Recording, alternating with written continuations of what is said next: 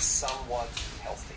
So omega-3s, 86% of people thought they were healthy. Soybean oil, 81% of people thought they were healthy. Polyunsaturated fats, 43%. Monounsaturated fats, 42%. 32% of people thought hydrogenated fats were healthy. Trans fats, 22%.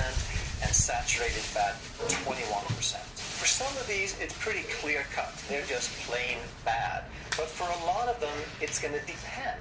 It's going to depend on the quality, it's going to depend on the circumstance, and what type. What is actually an omega-3? Soybean oil, there's nothing really good about it. Polyunsaturated, it depends. Monounsaturated, it depends. With hydrogenated oils and trans fats, there's nothing good about it. And with saturated fat, it's going to depend. The first lie I want to set straight is the belief that fat makes you fat. And the belief that you're fat because your intake exceeds your expenditure. You eat more than you burn. Now, this part is actually true. The part where people get off track is when they start counting calories and thinking that this is the same thing, that if you eat more calories than you burn, then you will get fat.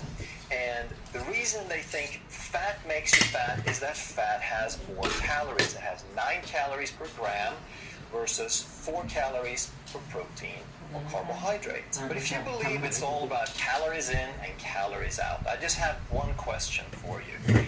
Are you a bomb calorimeter? And what's that, you ask? Well, here's a bomb calorimeter. That is a closed system that they use to burn things and then measure as a result of that combustion. So they put a little thing in here, they set fire to it, and they measure how much warmer does the water get. So it's kind of like in your car. If you have a gasoline car, then you're exploding, you're combusting gasoline inside a closed environment, and you get heat and energy exchange. So if you looked yourself in the mirror recently when you woke up and you saw this, then you could be a bomb calorimeter. And then it's probably a good idea for you to worry only about calories. That's probably the only variable that would concern you. However, if you didn't look like this, if you looked more like a human, then you have completely different variables because you make energy differently. You make them with enzymes and receptors and cofactors and hormones. And you don't have enzymes and cofactors and hormones that process calories.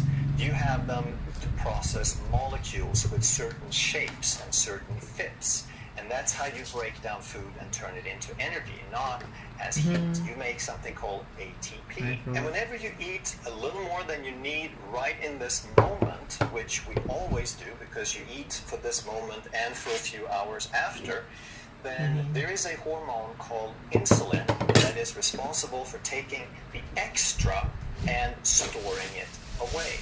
And some of it stores as carbohydrate, but whatever you can't store as carbohydrate, because we have very limited room to store carbohydrate, the rest gets turned into fat. And that's called lipogenesis. And insulin is a hormone that promotes turning carbohydrate into fat and storing it. So it promotes lipogenesis. But it also works the other way in that it prevents breaking down. So when we have high levels of insulin, then the fat that we stored previously, we have less access to it. It's not as readily available to us to make energy. Now, if we're metabolically healthy, then insulin rises to store it and insulin falls so that we can retrieve it. But if we are insulin resistant, if we have made a lot of insulin for a long time, now insulin is high to store it, but then it stays high so we can't retrieve it. And therefore, chronically high levels of insulin and insulin resistant promotes hunger. It increases hunger. So therefore, insulin and insulin resistance promotes overeating. So it is absolutely true that if you are overweight, you overate. But the question is, why did that happen? It's not because you were gluttonous and slothful and have poor character,นี่ it's ก็ใส่ because น้ำ you แล้วเหรอ ate the wrong thing that unbalanced your system and created insulin resistance, and now that insulin causes you to continue overeating. So the trick is to bring this insulin down.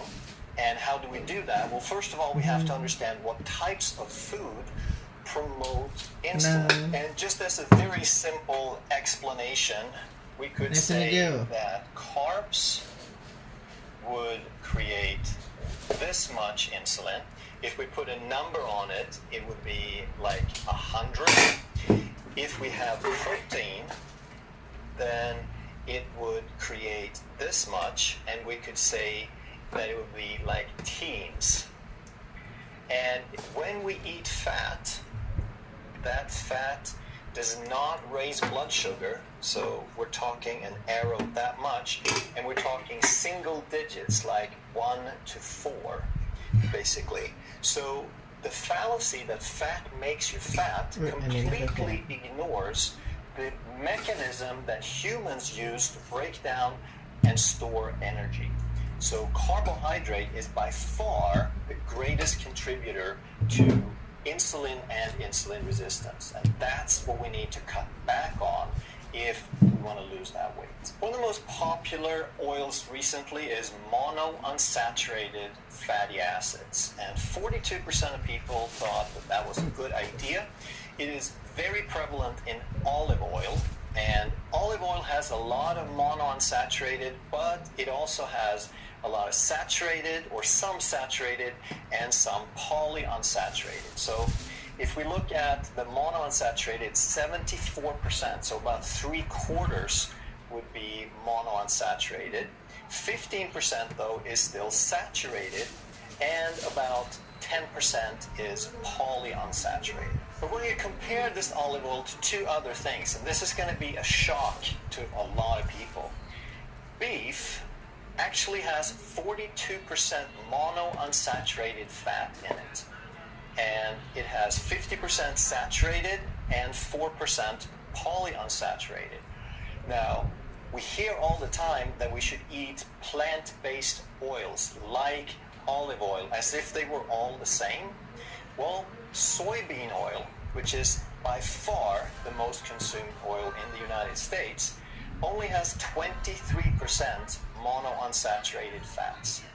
It has 15% saturated and 57% polyunsaturated fats. So if we look at this, now we see that beef is actually much closer in character to olive oil, with a relatively high monounsaturated and very low polyunsaturated than what soybean oil is to olive oil. Now think about this for a second. One of the reasons the olive oil is so popular is that people around the Mediterranean, like Crete and Greece and Italy, eat tons and tons of olive oil, and they have very little heart disease. In the US, however, we eat almost all soybean oil. So in the US, we eat about 35 to 40 liters of soybean oil per person, and about half to 1 liter of olive oil, and we have tons of heart disease and metabolic disease. In Greece, they do the opposite. They have about 30 to 35 liters of olive oil and virtually no soybean oil. And yet we keep hearing that polyunsaturated fats are so good for us, and we should limit fat, but the fat that we do eat should be polyunsaturated. It's so much better for us. Don't believe that lie. Have you ever wondered why fats are solid or liquid? Well, we're going to talk about that, and I'm going to give you a little bit of detail, but no more than what you need to really get this. And it's super interesting because it's all about the shape that gives the fat their different properties. So a saturated fatty acid starts off with a chain of carbons, and most fats are going to have 16 to 18 carbons in the chain. I'm only drawing 5 here to save space and give you better detail.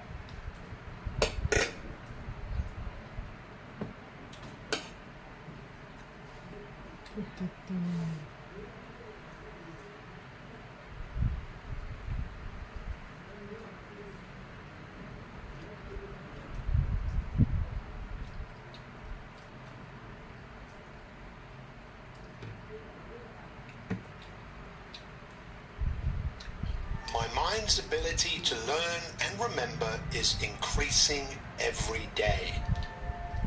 I have a sharp mind. I have a winner's mindset and I love accomplishing my goals. I am advancing to new levels by learning more each day. I radiate positive energy. I am a gifted student and I can achieve anything. I have self-respect and dignity. I am kind and courteous to all people. I strive to be my best every day. I am advancing to new levels by learning more each day. It is possible for me to achieve all my goals because my true potential is limitless. I love gaining knowledge which helps me in growing to my full potential. I have a sharp mind that makes me a very good student. I am a very quick learner. I'm very good at gaining knowledge and making proper use of it. My mind's ability to learn and remember is increasing every day. It's okay to not know everything. I can always learn.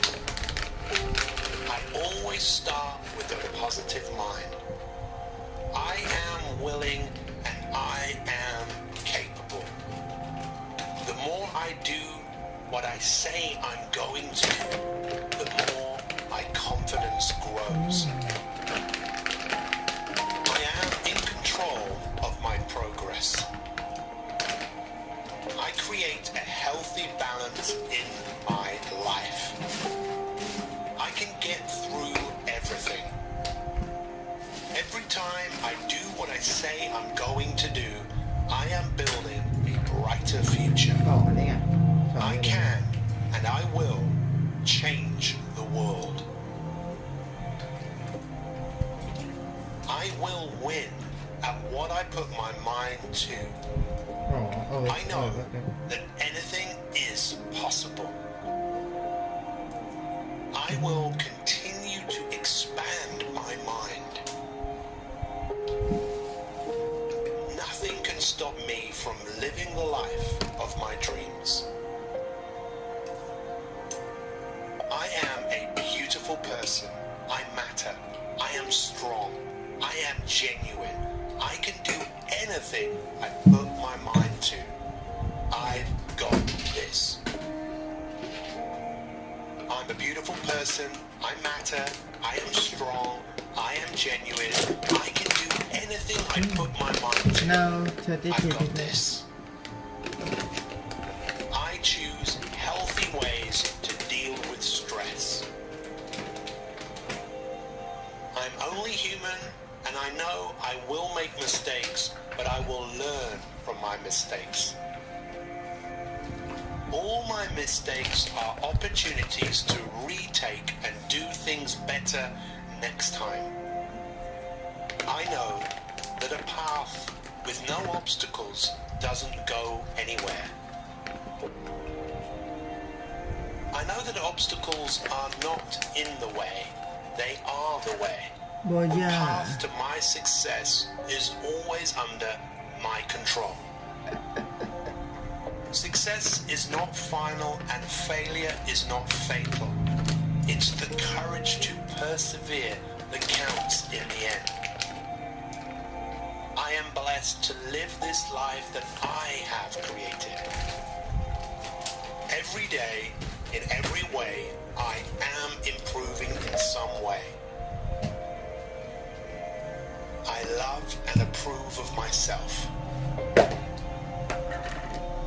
I know that when I do what I say I'm going to do, my confidence increases.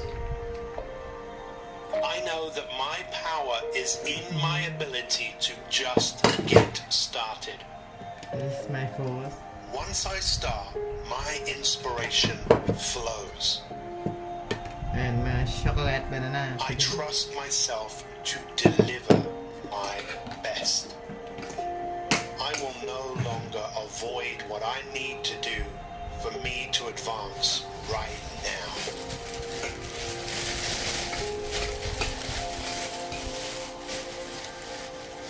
I am building a strong relationship with the person who I am committed to becoming.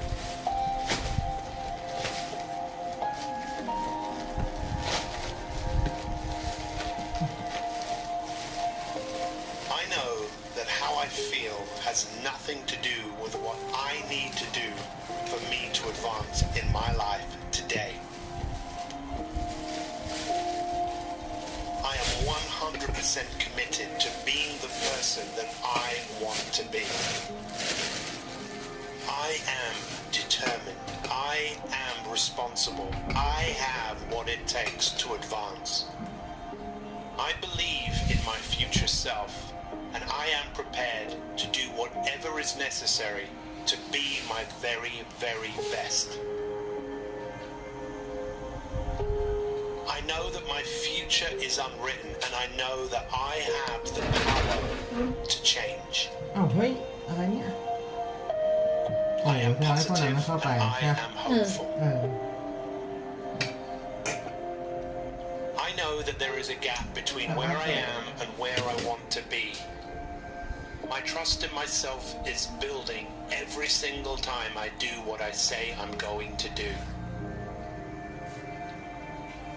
ตกใจหมด I know my most valuable asset is my ability to focus and not give in to distraction. My mind's ability to learn and remember is increasing every day. I have a sharp mind. I have a winner's mindset and I love accomplishing my goals. เดี๋ยวต้มมาอยู่ I am advancing to new levels by learning more each day. I radiate positive energy. อันนี้น่าจะต้องทิ้งไปนะ I am a gifted student and I can achieve anything. เมื่อไหร่ I have self-respect and dignity.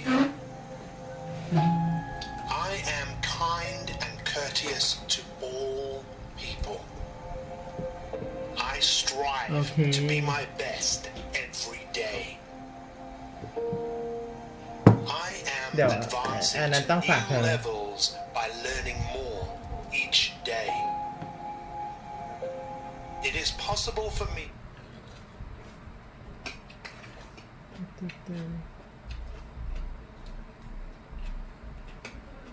The number one absolute first sign of kidney disease.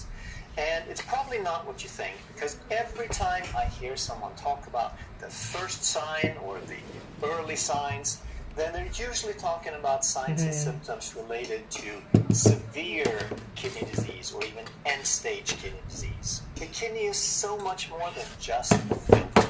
It eliminates waste products in the body, it gets rid of excess fluids, but it also regulates a lot of important things like pH, which has to do with acid-base balance. It's super important that the blood is a very, very specific pH. It regulates our electrolytes like sodium, potassium, magnesium, calcium, and so forth. It regulates the production of red blood cells. So if there's not enough oxygen in the blood, the kidneys tell the bone marrow to make more red blood cells and carry more oxygen. And by regulating electrolytes and getting rid of excess fluid, kidneys also is the primary regulator of blood pressure. So the heart pumps about 5 liters of blood. ไอ้น้ำน่าจะร้อนอ่ะมันอะไรเดี๋ยวมือเธอน่าจะร้อน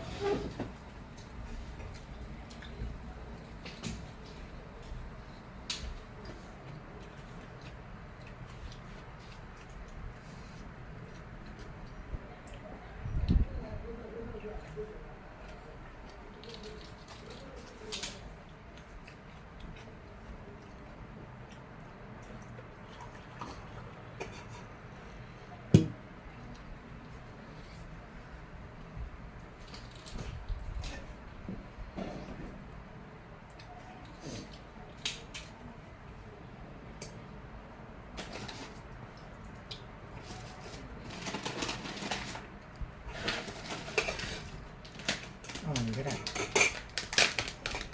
อันนั้นมันอันนี้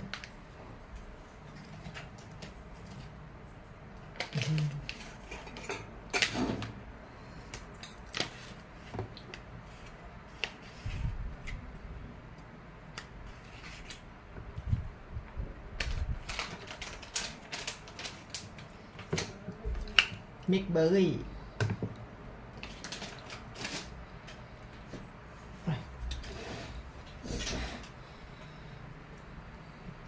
นี่ไอมิกเบอร์รี่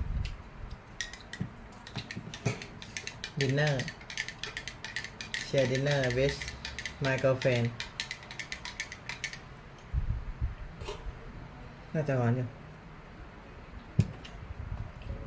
every minute at rest. And out of that 5 liters, about 20 to 25% is flowing through the kidney. So all in all, we have about 1,400 to 1,800 liters per day of blood flowing through the kidneys. And then that blood is pushing fluid through the kidneys. So we're filtering out 180 liters of water. Even if you just drink 2, 3, 4 liters of fluid a day, the kidney filters out many times that. So that's equivalent of about 760 cups or glasses of water every day. And it does that so it can clean the blood and get rid of all the waste products. But that also means that it has to reabsorb things. So it reabsorbs more than 99% of all that water that is pushed out. It reabsorbs 99+% of sodium. It absorbs most of the electrolytes back in, and that's really hard work. It reabsorbs 100% of the glucose. So when all this fluid is pushed through the kidney out through these filters, it also takes with it anything that's dissolved, that's small enough to be filtered out along with it. So proteins are too big, they stay behind in the bloodstream, but everything else dissolved basically is pushed out through these filters, and then because there are precious resources, the kidney has to reabsorb it and get it back into the body.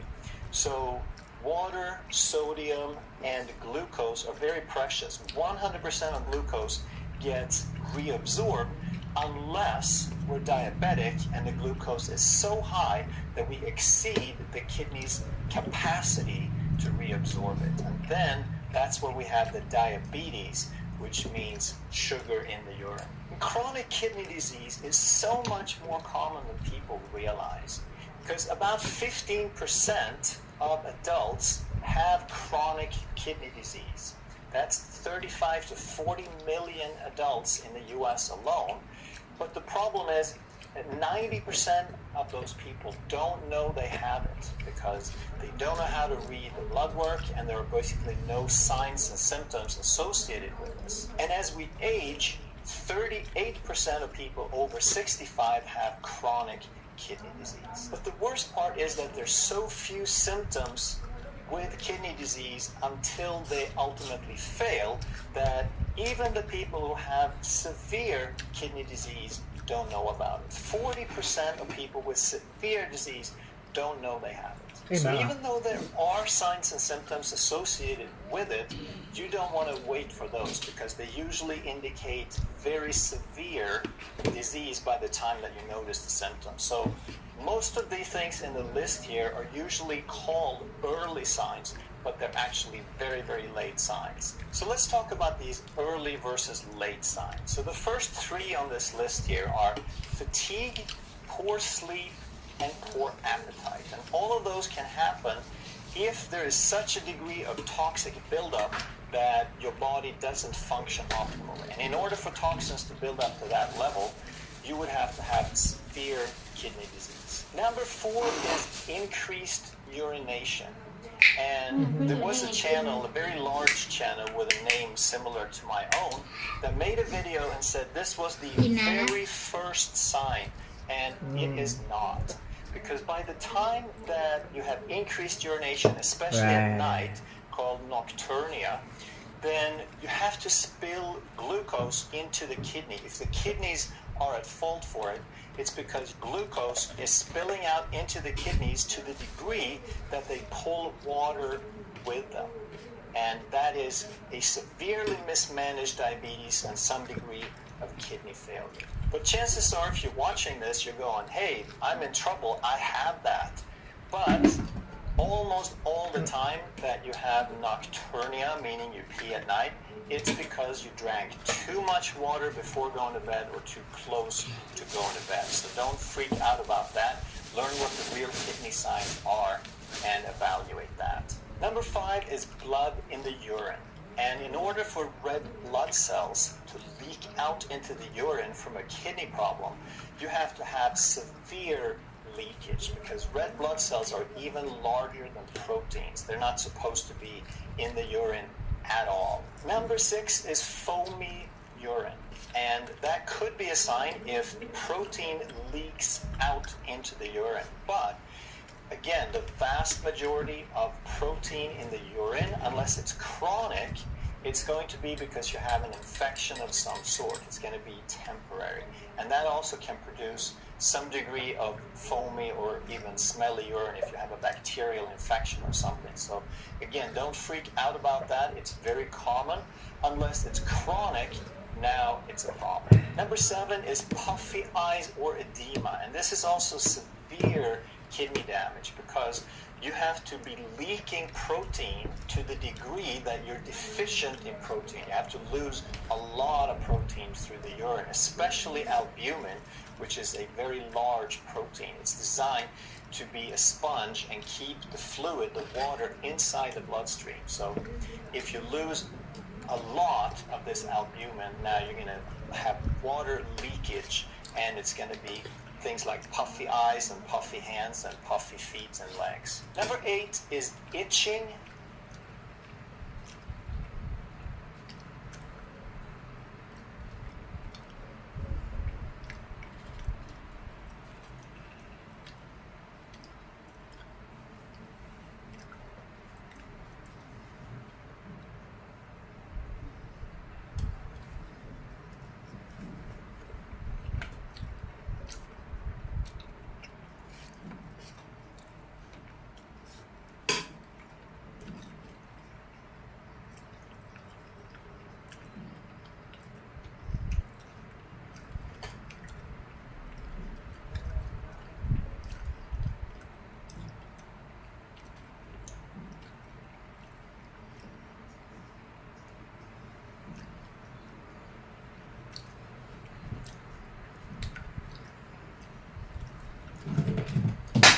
Right.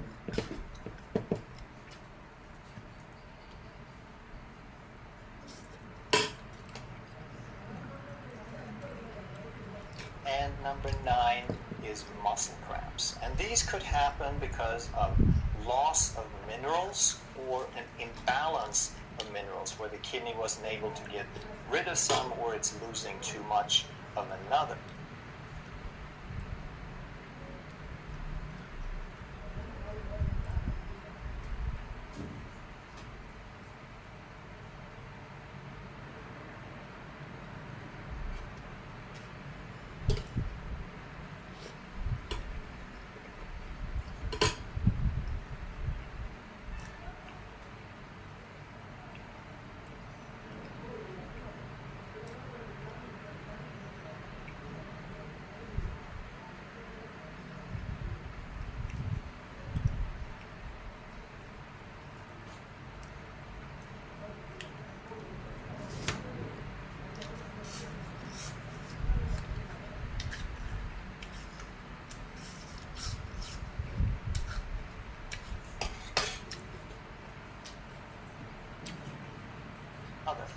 But if the kidney is responsible for this directly, the kidney would have to be severely damaged.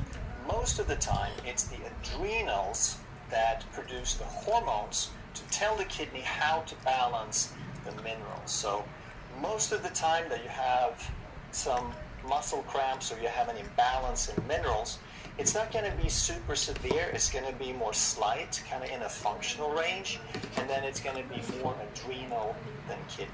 So in fact, everything on this list is pretty late stage rather than early.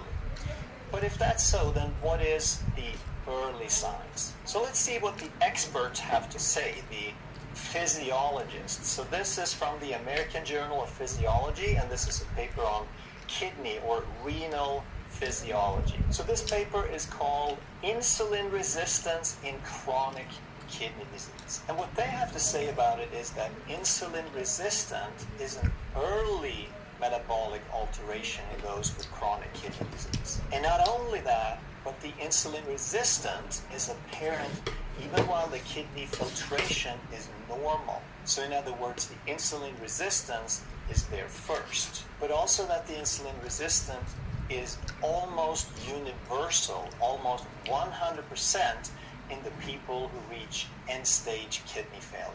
Now that's not very surprising because the causes for chronic kidney disease are very well established. And the number one cause, bar none, is diabetes, especially type 2 diabetes with insulin resistance.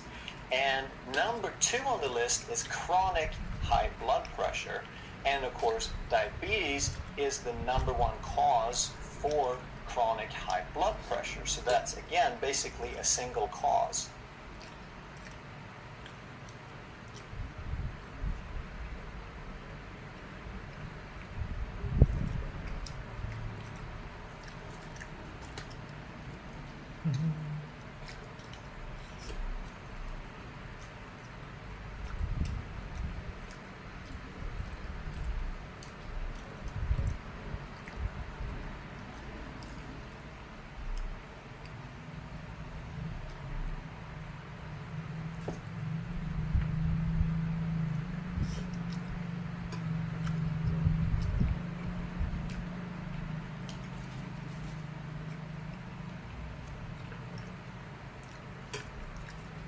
Number three is chronic NSAIDs, non-steroidal anti-inflammatory drugs. So those are the pain medications sold over the counter to a large extent.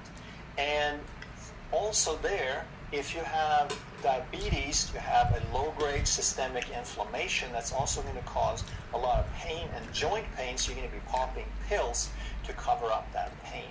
But also on this list are autoimmunity and chronic inflammatory systemic conditions like lupus, for example, that very often attack tissues like kidneys. Now, what I want you to know is most of this list is preventable and reversible. So diabetes and chronic high blood pressure, they're in the high 90s, 95, 98%, reversible if we just know how it works and do something about it. Chronic pain could have many causes, but a lot of that will go away if you handle your metabolic conditions. Autoimmune diseases are a little trickier, but they also have a lot to do with inflammation and GI health and food choices. So even though you can't eliminate all of that, you can make tremendous progress by learning how it works and living better. But what if you already have some kidney damage? What if you run some blood tests and your numbers don't look so great? Well, it depends on how far gone it is, but in many, many cases, there's still time to do something about it and improve it. And in my clinic, there are some supplements from Standard Process that are very, very powerful. They're the best on the market that we have found. And those are called Rena Food, Arginex, and Renatrophin PMG. So we'll put some links down below where you can learn more about those. So if the signs and symptoms on that long list were all late stage, then obviously we want to catch it before it gets to that point. And if insulin resistance and type 2 diabetes are the primary causes, then we want to figure out how to catch that early. And the best and simplest test for that is the HOMA-IR. There are other tests where you can spend a half a day and hundreds or even thousands of dollars, and you might get a little bit more precision and reliability. But if you just want a basic screening for $20 as an add-on to a test, then HOMA-IR is a fantastic and simple way. So all you do is take the glucose times the insulin. And most blood tests are already going to include glucose, so you just need to add on insulin, and we can typically do that for about $20. Then, if you're measuring in milligrams per deciliter, then your glucose is going to be in the 80 to 100 or 100 plus range. Then you divide by a constant of 405, and that's to get a very healthy, very insulin sensitive person to a value around 1. So a good range is anywhere from 0.5 to 1.5. Then you are very insulin sensitive to quite insulin sensitive. And then if you measure in millimoles per liter, then all you do is you take the same multiplication, but you take your glucose in millimoles and you divide by 22.5 instead, and the number is still going to come out the same. The ratio is going to be the same. And why is this so much more powerful than measuring glucose alone? I've done this illustration a few times, but if you've seen it, then watch it again so that you can really get it well enough to explain it to other people. So if we start off with a certain amount of glucose and we are insulin sensitive, then it's just going to take a small amount of insulin to handle that glucose.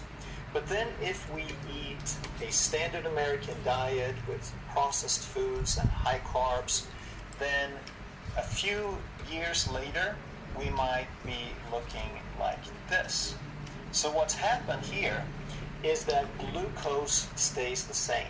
Glucose is a controlled variable.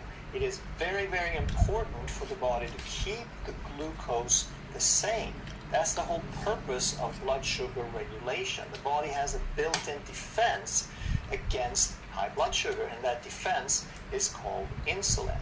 So if insulin rises to keep that glucose under control, it means the cells are starting to resist the glucose, so it takes more insulin to push the glucose in.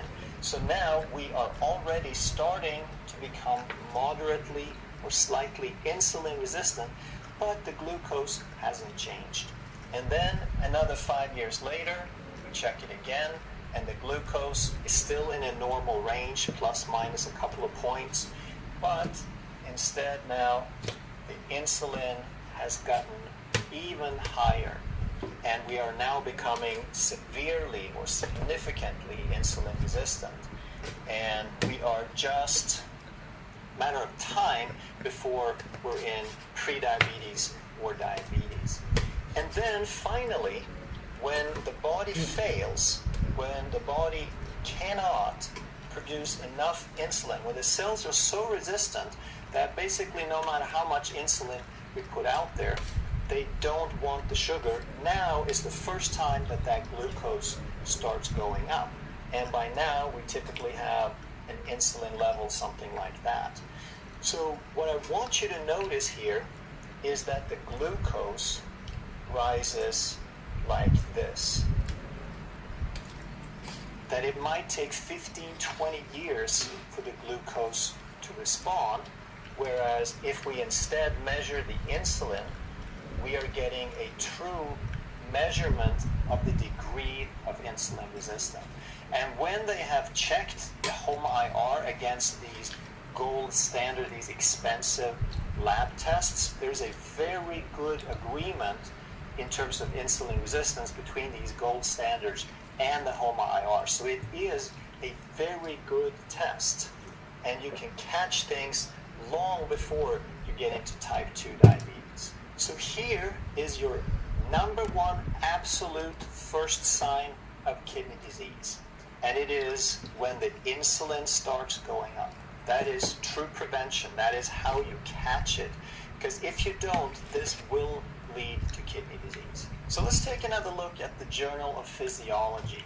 And here they're saying in a study where people had chronic kidney disease to some degree, meaning that their filtration rate had suffered and dropped below 60 milliliters per minute. So we don't know what degree, but they had some degree of kidney compromise.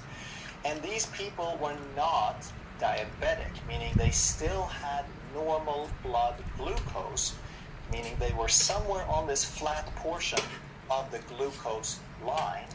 However, these people when they checked the HOMA-IR, the insulin resistance, against the kidney filtration, they found that as the HOMA-IR went up,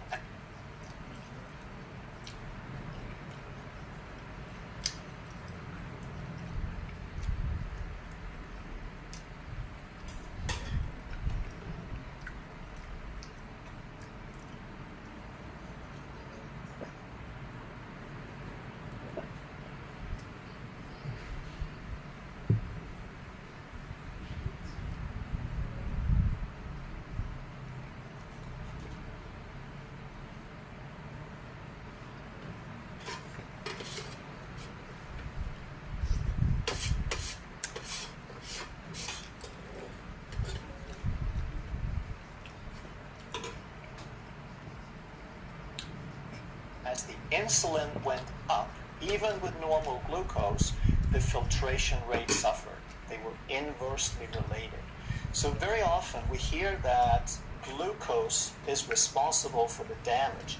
And it is, because glucose causes microvessel disease. That's where diabetes causes blindness and kidney failure. But even before you're diabetic, while your glucose is still normal, the rise in insulin is also damaging the kidney and causing a reduction in the filtration rate. So let's cover some must-know health information from the experts at Johns Hopkins Medicine. And they're talking about how to preserve your kidney function when you have diabetes. They're saying that over time, diabetes can harm the kidneys, it can lead to kidney failure, but here's the good news. Many people with diabetes do not end up with kidney problems. Okay, so that's not quite.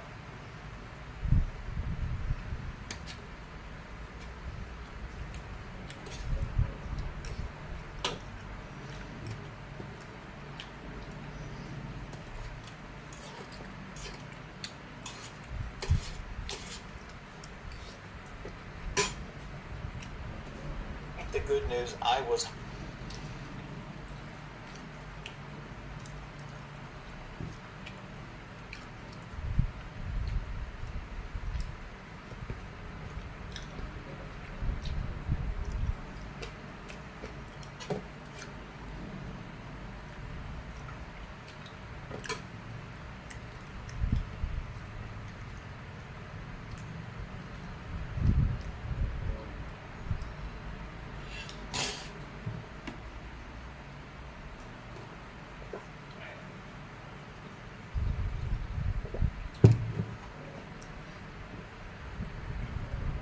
hoping for, but I didn't get this far in. The reason I picked this article, I only got to the headline before I kind of jerked and reacted. And here's the sentence. When you have kidney disease, what does that mean? When you have it, then it's almost like it's your identity from that point on. You can put it on your business card. This is who I am. I have it.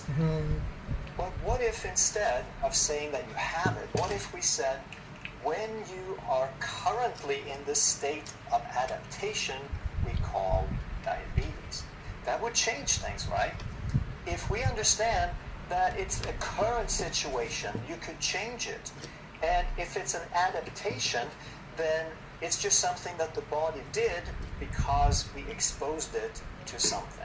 Now, let's have a little fun with this. And let's say that you live in a world where kidney disease is not caused by diabetes, but instead it's caused by dirty floors. And I just picked the dumbest thing I could think of, just to illustrate something for you. So now, kidney disease is caused by dirty floors. Now this article instead reads, preserving kidney function when you have dirty floors. And then they talk about how dirty floors can harm the kidneys. This can lead to kidney failure. But here's the good news.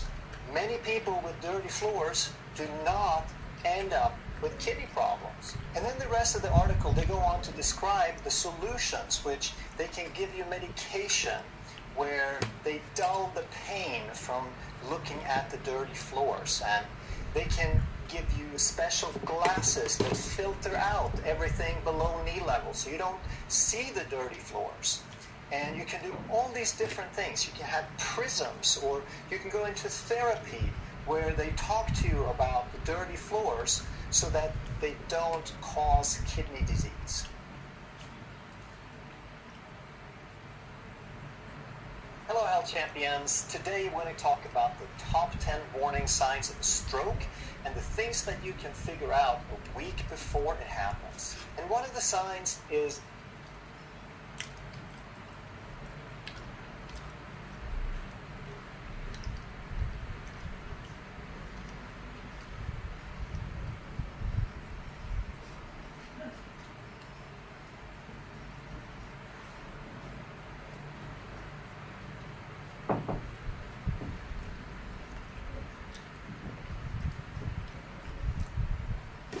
one of the signs is loss of consciousness. So how would that come about? That seems pretty drastic. Well, what is a stroke? That is when the brain is deprived of oxygen. And that's a big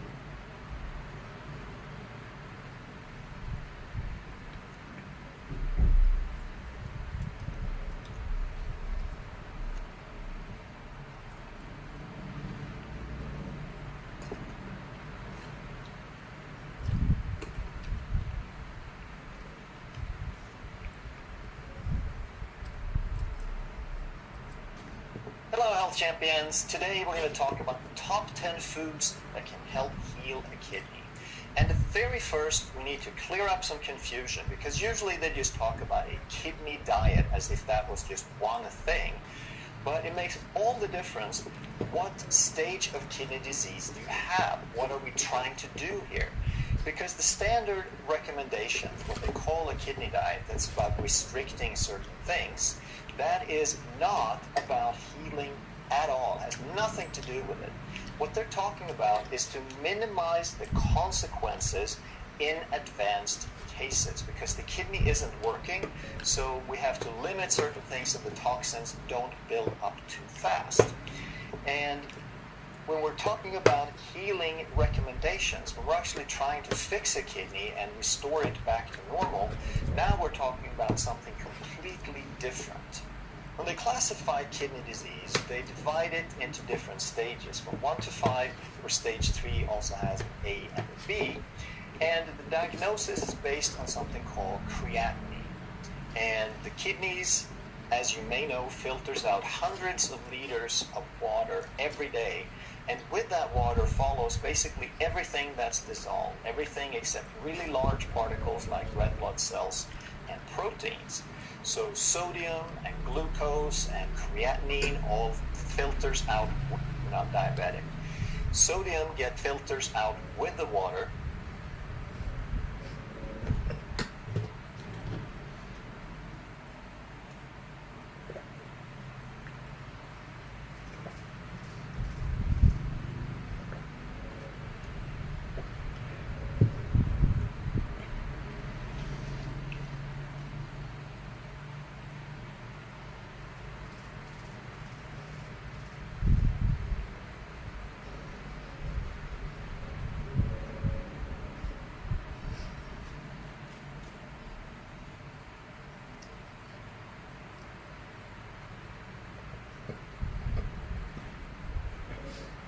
But then the kidney reabsorbs everything of value. So glucose gets reabsorbed at about 100%, as long as we're not diabetic.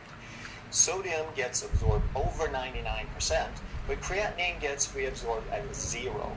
So if creatinine rises, that means that the kidney is not flowing very well. There's not enough fluid going out through the kidney. And this is measured in milliliters per minute, and it's called estimated glomerular filtration rate. So they estimate that based on the level of creatinine. And if you're filtering 90 milliliters or more, that means you're either completely normal, or it means that you have some sort of kidney problem in stage 1 that's not related to the filtration volume. It could be that they run a urinalysis and there is protein in the urine or something like that, something different than filtration rate. If you are filtering more than 60 but less than 90, you're called stage 2. And kind of ironically, this is called normal on a blood test. So you could be stage 1 or stage 2, and you're still in the normal range for most blood tests because they don't cut it off until 60. The next one goes to 45, that's stage 3A, and then we are down to 30 milliliters with 3B.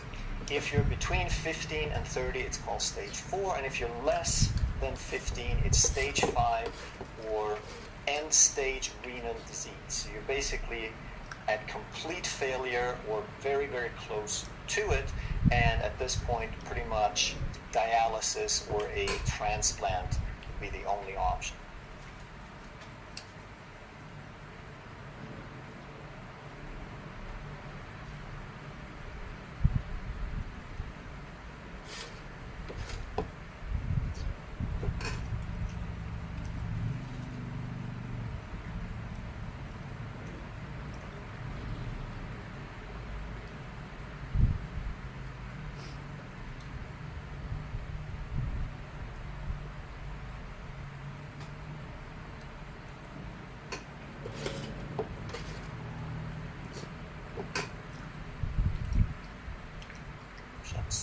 Now, on average, about 15% of the population has some sort of kidney compromise where they fit into one of these stages. So that's about 1 in 7 in the world. And 1% out of that 15 is stage 5. So we're talking a very small percentage. And here, with including stage 4, that's 3%. So here we have 4% out of 1/7. So we're still less than 1% of the population. And these are the ones that really need to be careful. These need to follow the guidelines very, very strictly and avoid all sorts of things. But then we have the other part. So stage 1 don't really have that problem at all. They don't need to avoid anything. Stage 2 also don't need to avoid anything in terms of standard kidney diet. They need to start working on the root cause, what that ever might be, which we're going to talk about. So that's about 50% of the people who have some sort of kidney compromise. And then in stage 3, 3A is twice as common as 3B. So overall, we have about 20% of the people with some kidney problem who need to pay attention. Stage 5 and 4 need to pay very, very close attention.